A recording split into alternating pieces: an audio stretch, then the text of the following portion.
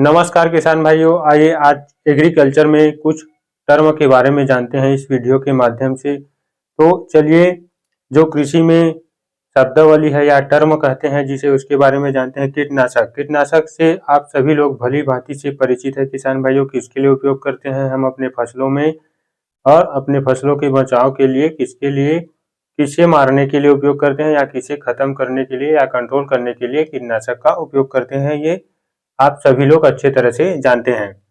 कीटनाशक, जिसे अंग्रेजी में इंसेक्टिसाइड कहते हैं, कीटों को मारने के लिए हम अपने फसलों में, हमारे फसलों में कीटों को कंट्रोल करने के लिए या मारने के लिए उपयोग करते हैं। उसे हम क्या कहते हैं? कीटनाशक कहते हैं किसान भाइयों।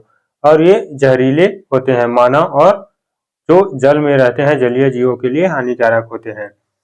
तो ये कीटों के अनुसार अलग अलग कीटनाशक का उपयोग किया जाता है किसान भाइयों। जैसे कि रस चूसने वाले कीटों के लिए अलग कीटनाशक आता है, और खाने चबाने वाले कीटों के लिए या चेविंग टाइप इंसेक्ट के लिए अलग कीटनाशक आता है किसान भाइयों। जैसे कि रस चूसने वाले कीड़ों के लिए है इमिडाक्लोप्रिड 17.8% एसिड फार्मूलेशन में आता है। और ऐसे खाने चबाने वाले कीटों के लिए बाराजाइट कीटनाशक आता है अडामा कंपनी का, जिसमें नुआलुरान रहता है केमिकल कंटेंट, और इमामेक्टिन बेंजोएट रहता है किसान भाइयों। तो इसी प्रकार के अलग अलग कीड़ों के लिए अलग अलग कीटनाशक आते हैं किसान भाइयों। इसे अब जिस दुकान से खरीद रहे हैं उसे अच्छे से जानकारी लीजिए, उसके बाद अपने फसलों में स्प्रे कीजिए, तभी आपको अच्छा रिजल्ट देखने को मिलेगा, कोई भी दवाई, टॉनिक या कीटनाशक या हर्बिसाइड का। ठीक है। तो दूसरा टर्म है उर्वरक, या जिसे अंग्रेजी में फर्टिलाइजर कहते हैं।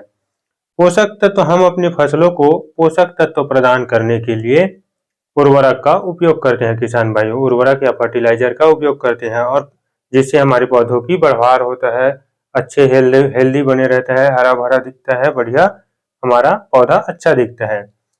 तो इसमें उर्वरक में कौन कौन से आ जाते हैं? जैसे हम उपयोग करते हैं NPK, जिसे नाइट्रोजन, फास्फोरस और पोटाश कहते हैं, या हम अपने फसलों में उपयोग करते हैं यूरिया, जिसमें नाइट्रोजन 46% रहता है किसान भाइयों, पीले बैग में आता है ये। और DAP, जिसमें नाइट्रोजन 18% और फास्फोरस 40% होता है।